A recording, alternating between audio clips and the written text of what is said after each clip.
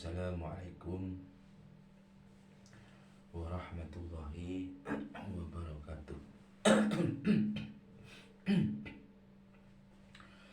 A'udzubillahi minasyaitonir rajim. Bismillahirrahmanirrahim. Rabbi shrah li sadri wa yassir li amri wahlul 'uqdatam min lisani yafqahu qawli. Amma ba'du, sahabat-sahabat semuanya, yang jauh di sana, yang dekat di sini, semuanya mudah-mudahan dalam lindungan Allah Subhanahu wa taala. Yang menyimak dan yang menyampaikan mudah-mudahan tetap menjadi amalan soleh, amalan yang positif, dan amalan yang dapat ridhonya Allah Subhanahu wa taala. Karena dengan amalan ridho Allah Subhanahu wa taala, insyaallah kita akan selamat dunia dan akhirat. Amin ya rabbal alamin.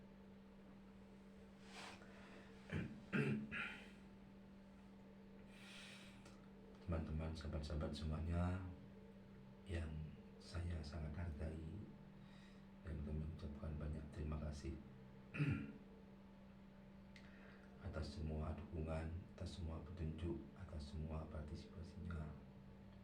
Saya ucapkan yang terima kasih yang sebesar-besarnya. Yang nonton, yang like, yang lain-lain, kami ucapkan terima kasih. Dengan saling mendukung, maka akan saling sukses bersama. Karena mendukung itu perlu kebersamaan. Itulah arti dari sebuah agenda yang bisa bermanfaat ke orang lain. Ini yang perlu kita istiqomahkan, yang perlu kita tingkatkan. Terima kasih semuanya. Untuk pertemuan pada kesempatan ini, yang akan kami sampaikan adalah khusus menjawab pertanyaannya dari sahabat Fadil, ya. Jadi agenda pada kesempatan ini khusus menjawab pertanyaannya sahabat Fadil. Apa yang mau ditanyakan? Yang ditanyakan itu apa? Tanya begini, kalau sholat ada nyamuk menggigitnya dan kondisinya digigitnya nemen kuat, pertanyaannya, bolehkah nyamuk itu dipukul, diusir?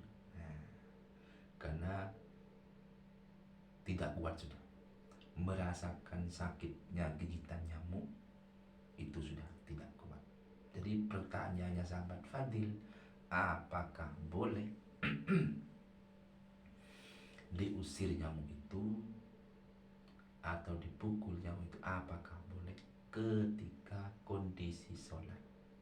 Ya, ketika kondisi, apakah boleh? Itu pertanyaannya. Karena dalam sholat itu, ya, mulai dari takbir itu begini, ya, Allahu Akbar. Ini takbir sambil membaca niat, terus setelah itu ruku, i'tidal, sujud, duduk, sujud lagi, berdiri lagi, terus ruku, i'tidal, ruku, tahiyat akhir.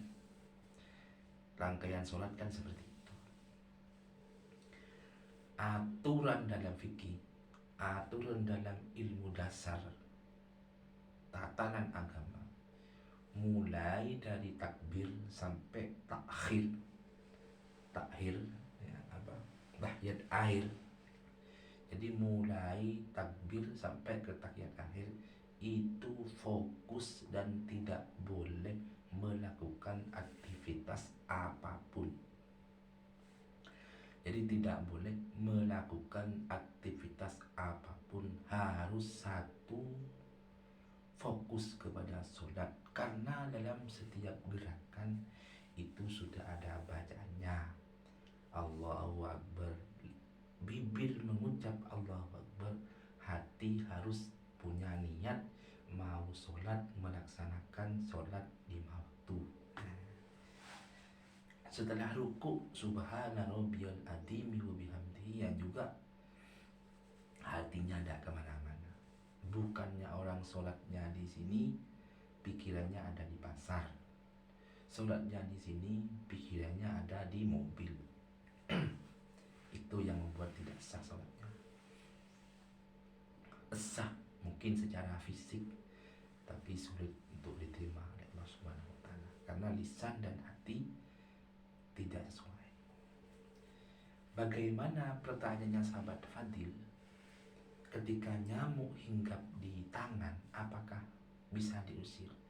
Jawabannya adalah bisa diusir, tapi tidak bisa dipukul. Kalau dipukul kan bunyi Allah Akbar, ada nyamuk di sini, langsung. Nah, dengan gerakan seperti itu tidak boleh. Itu membuat apa? Sholat kita batal. Ada nyamuk di sini, ada nyamuk, langsung tidak boleh. Itu gerakan yang membuat sholat kita batal. Kalau diusir boleh, boleh asalkan apa? Ada gerakan selain sholat, tapi tidak melebihi 3 kali dengan cara terpaksa. Contoh, ada nyamuk hinggap di sini, di sini.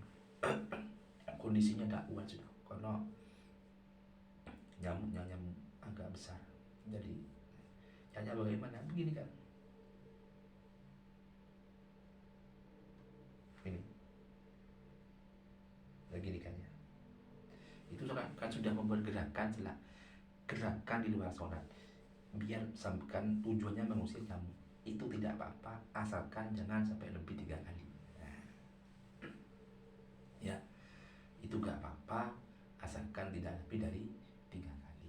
Kalau lebih 3 kali tetap gak boleh ya, hukumnya tidak boleh. Itu bisa membuat batal dalam sholat. Apa batal itu? Batal itu membuat ciri-ciri tidak sah sholat ya.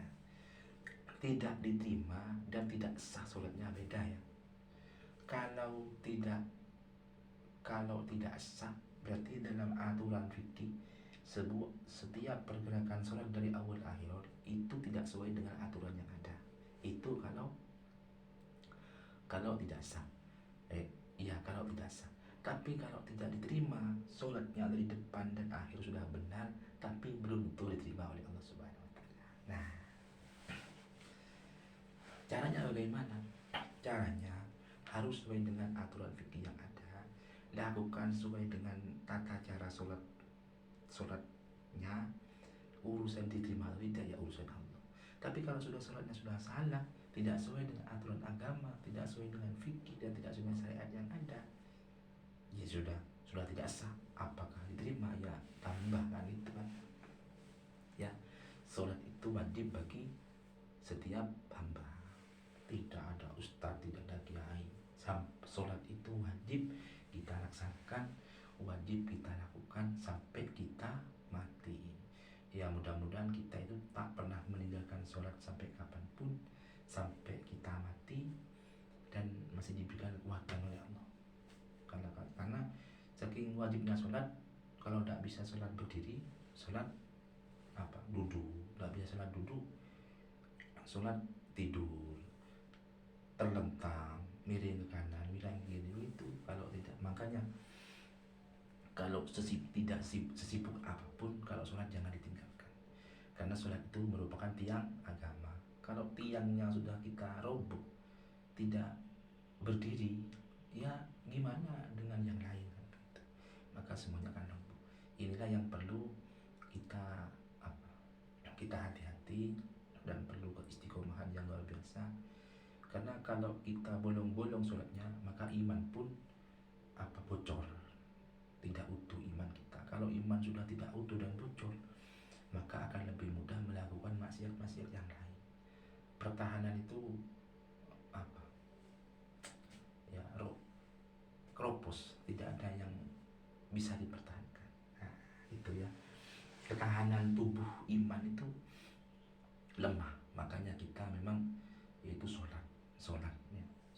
insya Allah apa yang saya rasakan, kalau sholat ini sudah baik, merasakan baik, tentunya sesuai dengan syariat yang ada, maka kita akan lebih mudah melakukan hal-hal yang baik yang lain. Ini sudah kami rasakan. Tapi kalau sholat itu sudah bolong-bolong, duhur sholat, asar tidak sholat, maghrib sholat, isya tidak sholat, itu sudah iman kita juga tidak konsisten. Maka ketika sudah tidak konsisten, kita itu akan lebih mudah melakukan hal-hal yang jelek yang lainnya. Karena malaikat itu kan pasti datang kepada orang-orang yang soleh dan soleha. Maka ketika orang yang soleh dan soleha, orang yang ahli sholat, ahli sujud, yang sering didatangi oleh malaikat. Ketika sudah didatangi oleh malaikat, maka setan pun juga akan takut kepada kita. Ya, mudah-mudahan manfaat ya, barokah dinanti oleh Allah Subhanahu Wa Taala. Tentunya kita masih diberikan kekuatan oleh Allah untuk melakukan sholat, tak pernah melakukan sholat sampai kita akan mati, dan mati kita mudah-mudahan berarti dengan cara husnul khotimah. Amin ya. Ya Rabbal Alamin. Mungkin itu yang bisa kami sampaikan. Kurang lebihnya kami mohon yang tidak terkira. Karena ini wallahul muwaffiq ila aqwamit thoriq.